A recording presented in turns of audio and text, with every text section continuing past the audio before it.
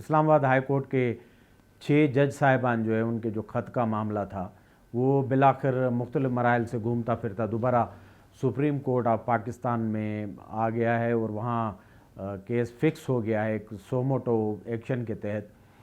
Justice काजी फ़ायज़ ईसा साहब जो chief justice of Pakistan हैं और उनके जो सीनियर साथी जजेज़ हैं उनके दरमियान एक डेलिब्रेशन के बाद, और आपने जैसा ख़बरों में सुना होगा कि मुख्तलिफ़ अतराफ़ से जिस तरह सुप्रीम कोर्ट को लिखा जा रहा था और ख़ास तौर पर जो हवाला दिया जा रहा है कि 300 जो रिनोड लायर्स हैं, वकला हैं मुल्क भर के, उन्होंने भी ख़त लिखा था। गो कि ये रिप्रेजेंटेटिव बॉडी के वकला नहीं हैं, मुख्तलिफ़ जो हैं मकतबा फ़िक्र से ताल्लुक़ रखने वाले वकला जो थे उन्होंने ये ख़त लिखा था। लेकिन उसके बाद जो डेवलपमेंट हुई तो सुप्रीम कोर्ट ऑफ पाकिस्तान ने आर्टिकल 148 के तहत सो मोटो एक्शन ले लिया है और 7 जजेस पर मुश्तमिल एक जो बेंच है वो 6 जजों के जो ख़त का दुखड़ा है उसको सुनेगी। इससे पहले हुकूमत और सुप्रीम कोर्ट के दरमियान जो एक सेटिंग हुई थी, वज़ीर आज़म पाकिस्तान शहबाज शरीफ साहब और चीफ़ जस्टिस काजी फ़ायज़ ईसा और सीनियर तरीन जो प्यून जज हैं जस्टिस मंसूर अली शाह साहब, उनके दरमियान जो सिटिंग हुई थी उसके बाद जो नतीजा निकला था तो एक इंक्वायरी कमीशन तश्कील दिया गया था जिसके सरबराह साबिक chief justice of Pakistan justice Tassaduq Hussain Jillani को बनाया गया था। लेकिन एक दो दिन के बाद जो डेवलपमेंट्स हुई उसमें रिटायर्ड जज साहब ने, जिलानी साहब ने, उस इंक्वायरी कमीशन से अलहदगी का ऐलान करते हुए ये कहा कि ये शायद ट्रेस पासिंग होगी जो कॉन्स्टिट्यूशनल बॉडी है उसके काम में। तो अब ये मामला जो है वो सबसे मौसर जो फोरम है सुप्रीम कोर्ट ऑफ पाकिस्तान और सो मोटो के तहत ये इसकी हेयरिंग होगी, डिस्कस होगा। और जाहिर है इंक्वायरी कमीशन जो है वो अभी तक इंटैक्ट है, गो कि उसके सरबराह ने सिर्फ रिफ्यूज़ किया है, हुकूमत कोई और नया जो है सरबराह इसका मुकर्रर करेगी। तो अब ये मामला एक के बजाय दो जो बड़े फोरम हैं उन पर डिस्कस या प्रोब होने जा रहा है। इंक्वायरी कमीशन अपने तौर पर फाइंडिंग्स करेगा और मुख्तलिफ लोगों को जो इन्वॉल्व हैं इस सारे कज़िये में और जो ख़त के मंदरजात हैं उन पर आगे जाएगा और अपनी फाइंडिंग्स देगा। और दूसरी तरफ सुप्रीम कोर्ट ऑफ पाकिस्तान की 7 जजेस जो बेंच है वो इस मामले को सुनेगी और सारे फरीक़ैन को तलब करेगी। ज़ाहिर है supreme court of Pakistan empower है, बाख्तियार है और कानूनी और आइनी तौर पर वो किसे भी कॉल कर सकती है। इस ख़त में जिन लोगों को फ़रीक बनाया गया है, जिन पर इल्ज़ामात लगाए गए हैं, उनको भी बुला सकती है और उन जज साहिबान को भी बुला सकती है जिन्होंने ये इल्ज़ाम लगाए हैं। तो ये वेडनेसडे के बाद ये मामला सारा अनफोल्ड होगा और सुप्रीम कोर्ट एक रास्ता और पाथवे जो है इस केस में बनाएगी और पता चलेगा प्रोब के बाद के जो इल्ज़ामात लगाए गए हैं उनकी सेहत किस तरह ठीक है, उनमें कितना वज़न है और इल्ज़ाम लगाने वाले जो जज साहिबान हैं उनको भी अभी ये बात जो है वो साबित करने पड़ेगी। सिर्फ़ वो लफाजी की हद तक या इल्ज़ाम की हद तक नहीं होगी, बल्कि उनको ये किसी न किसी तरीके से उसका सब्सटेंशियल एविडेंस जो है वो सुप्रीम कोर्ट ऑफ पाकिस्तान के सामने लाना पड़ेगा। क्योंकि इस केस में जस्टिस शौकत अजीज़ सिद्दीकी का जो केस है उसको भी रेफरेंस बनाया गया है।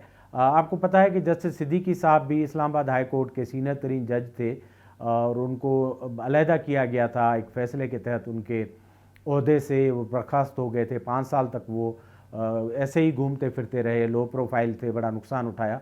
बाद में इसी सुप्रीम कोर्ट ने जस्टिस काजी फ़ायज़ ईसा की सरबराही में उनको वहाँ से एक फ़ैसले के तहत ये कहकर उनको बहाल किया गया, यानी बाद अज़ रिटायरमेंट उनके जो मरात हैं कि उनके साथ अनफेयरनेस हुई है उस पूरे ट्रायल में। तो ये केस भी डिस्कस होगा और आपको पता है कि ये बड़ा इम्पॉर्टेंट केस है। इसमें पाकिस्तान की जो साबका इस्टेब्लिशमेंट के जो पावरफुल किरदार हैं वो भी इसमें नामिनेट थे। तो कोर्ट अगर बात आगे तक गई और बड़ी डेप्थ में गई तो उनको भी बुला सकती है।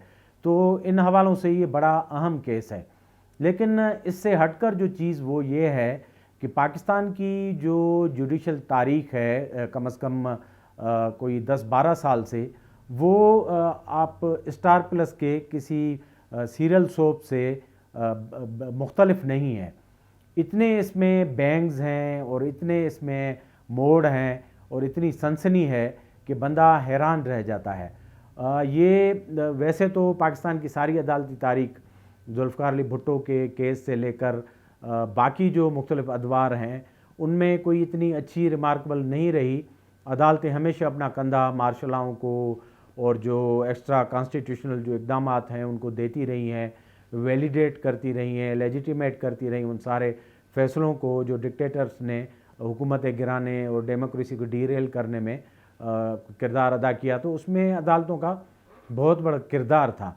लेकिन अदलिया बहाली की या जजेस बहाली की जो तहरीक है उसके बाद तो मुकम्मल तौर पर एक बड़ा थिएटर ड्रामा या आप कहें कि स्टार प्लस अदलिया बन गई, क्योंकि वो रोज़ाना की बुनियाद पर ख़बरों में रहने लगी। ना सिर्फ जज साहिबान की जो अपनी जो इक़दाम और एक्टिविटीज़ थी, बल्कि उनके अराउंड जो रोज़ाना किस्से बनते थे, ख़बरें बनती थी, उसमें अदालतें रहती आई हैं।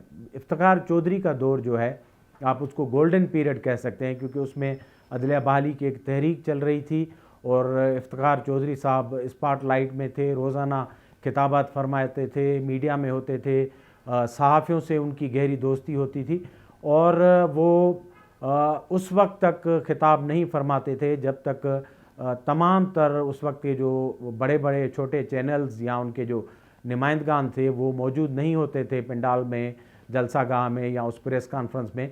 वो ज़ाती तौर पर पूछा करते थे कि कौन कौन सी मीडिया आई है और कौन पीछे रह गए हैं।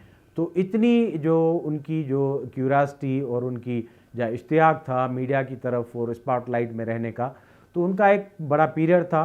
उनकी बहाली के बाद आपने देखा कि वो जो सारी तहरीक थी अदलिया की बहाली की और नया इनकलाब कहा जा रहा था, वो बिल्कुल इनकलाब जो है डिफ्यूज़ हो गया और इफ्तिखार चौधरी साहब ख़ुद और अपने बेटे की जो मरात और ज़िंदगी और बाकी जो प्रिविलेजेस हैं उनके हद तक रह गए और उनके जो सारे साथी थे, सीनियर वकला थे, मरहूमा आसमा जहांगीर, अली अहमद कुर्द, एतज़ाज़ और जितने तारिक महमूद थे, इवन हामिद खान, ये सारे लो प्रोफाइल हो गए।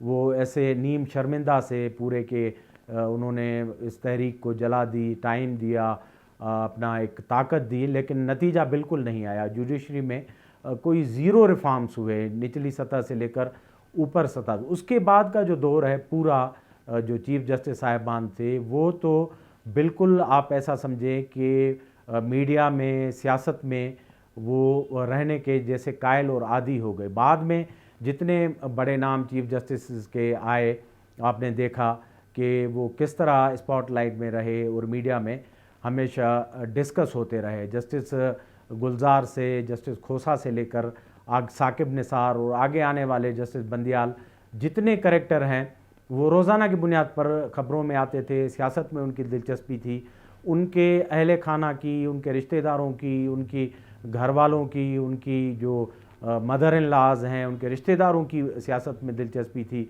वो इन्फ्लुएंस में होते थे। तो हर वक्त जो है वो मीडिया किसी न किसी तरह ख़बरों में रहती थी। बाद में इमरान खान के दौर में तो आपने देखा कि किस तरह लाइक माइंडेड और हम ख्याल जजेस का एक इस्तारा सा बन गया और दुनिया में हम मजाक बन गए। और हमारी रैंकिंग आपने देखा कि इंटरनेशनली किस तरह हम पूरी दुनिया में आखिरी चौथे नंबर पे थे इंसाफ देने में।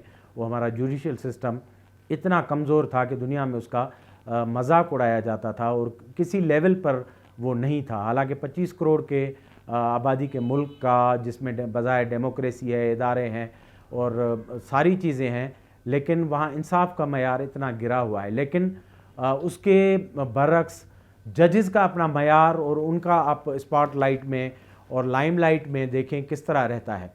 अब ये देखें कि दुनिया में जो ममालिक हैं बड़े बड़े, इवन अमेरिका है, इंडियन डेमोक्रेसी और उसकी जो बाकी इदारे हैं बड़ी स्ट्रेंथ है, वहाँ 1 अरब से ज़ायद पॉपुलेशन है, बाकी मुल्क हैं। आपने किसी भी चीफ़ जस्टिस का नाम इस तरह मीडिया में नहीं सुना होगा, मासवाए वो लोग जो दिलचस्पी रखते हैं इस सब्जेक्ट में वकला हैं या CSS देने वाले स्टूडेंट जिनको हमेशा ये इम्कान और ख़तरा लायक रहता है कि इम्तिहान में उनसे कई ऐसा सवाल आ जाएगा, तो वो इस तरह बड़े बड़े ऑफिस के ग्लोबली नाम याद रखते हैं कि अमेरिका के फेडरल कोर्ट के जस्टिस का, चीफ जस्टिस का क्या नाम होगा, इंडियन जो सुप्रीम कोर्ट है उसके चीफ जस्टिस का क्या नाम होगा। बाकी मेरे ख्याल में पाकिस्तान के जो 25 करोड़ लोग हैं उसमें एक वास्ट मेजॉरिटी जो 99.99 को पता ही नहीं होगा कि हमारे पड़ोसी मुल्क जो है इंडिया, उसके चीफ जस्टिस का क्या नाम है, बांग्लादेश का क्या है, बाकी जो ममालिक हैं हमारे रीजन में, नेबरहुड में, किसी को पता नहीं होगा। लेकिन हमारे जो जजेस हैं वो यानी बच्चों तक उनके नाम आते हैं, क्योंकि वो रोज़ाना उनकी तस्वीर छपती हैं, रोज़ाना उनकी ख़बरें आती हैं, रोज़ाना वो व्लॉग्स में डिस्कस होते हैं। तो ये एक जैसे फेस्टिविटी होती है, और स्टार प्लस के ड्रामे होते हैं, उनके करैक्टर जो हैं हाईलाइट होते हैं, उसमें मोड़ आते हैं, बैंग्स होते हैं। तो ये हमारी जो अदलिया का अलमिया रहा है, जो अभी तक इन 6 जज साहिबान के ख़त के साथ वो चल रहा है। आप देख रहे हैं, सुन रहे हैं कि कितनी स्टोरीज़ हैं इस ख़त के बाद वो अनफोल्ड हुई हैं। बहुत सारे तबसरे और तज्ज़िये किए जा रहे हैं कि ये 6 जो जज साहिबान हैं किस तरह अगेन लाइक माइंडेड हैं, उनके फ़ैसलों का झुकाव किस तरफ होता है, और ये सस्पेक्टेड है कि वो इस टाइम को किस तरह यूज़ कर रहे हैं, जबकि उनके साथ जो हुआ है वो 2023 मई का कज़िया है। इस तरह इंटरफेरेंस या वाटेवर जो मुबैना तौर पर हुआ है वो पुराना किस्सा है। अब आकर उन्होंने इस तरह का ख़त लिखा है और आज की सुप्रीम कोर्ट को, आज की हुकूमत को वो और आज के इदारों को वो गिल कर रहे हैं, उससे क्या हासिल करना चाहते हैं, इसके अराउंड भी एक बड़ी गॉसिप है। बहरहाल स्टोरीज़ आगे भी बहुत सारी आएंगी, क्योंकि बदकिस्मती ये है कि हमारे मुल्क में जिस तरह इदारे ट्रेस पास करके अख्तियारात का जो है वो इस्तेमाल करके दूसरों के अख्तियार में घुस जाते हैं। अदालतें भी एक लंबे अरसे से जो अख्तियारात हैं हुकूमतों के, एग्जेक्टिव के, उसमें घुसे हुए हैं। तो इस तरह की स्टोरीज़ बनती हैं। जिस तरह इस्टेब्लिशमेंट ट्रेस पासिंग के लिए मशहूर है, अब जुडिशरी भी एक बिल्कुल एक समझें कि बहुत बड़ा स्टेक होल्डर और इंटरेस्ट ग्रुप बन गया है। और मासवाए चंद इंस्टेंसेस हैं, मौजूदा चीफ जस्टिस साहब हैं, उन्होंने किस तरह गिव अप किए हैं अपने अख्तियारात सो मोटो के, या वो लो प्रोफाइल हैं इस मामले में कि वो ज़्यादा एक्टिविज़म का मुज़ाहरा नहीं करते। बाकी रिसेंट हिस्ट्री ऐसे ही मिसालों से भरी हुई है।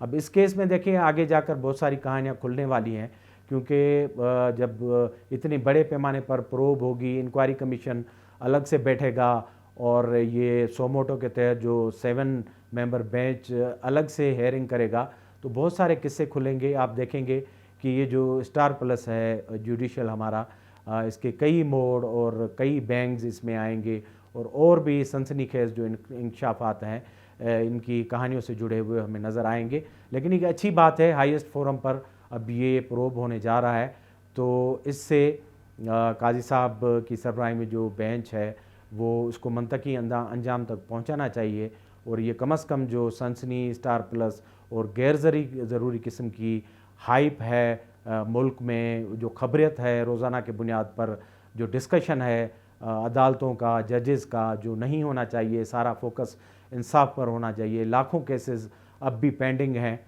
तो उनको कोई भी डिस्कस नहीं करता। अवाम उन्नास की कोई जो है हाल पुरसी नहीं है। डिस्कस में अगर हैं तो जज साहिबान हैं, अदालतें हैं, और उनके इर्द गिर्द जो पूरी सियासत है। तो ये मामले चल रहे हैं। हमारे प्रोग्राम को आप देखते रहें, लाइक करें, सब्सक्राइब करें। बहुत बहुत शुक्रिया।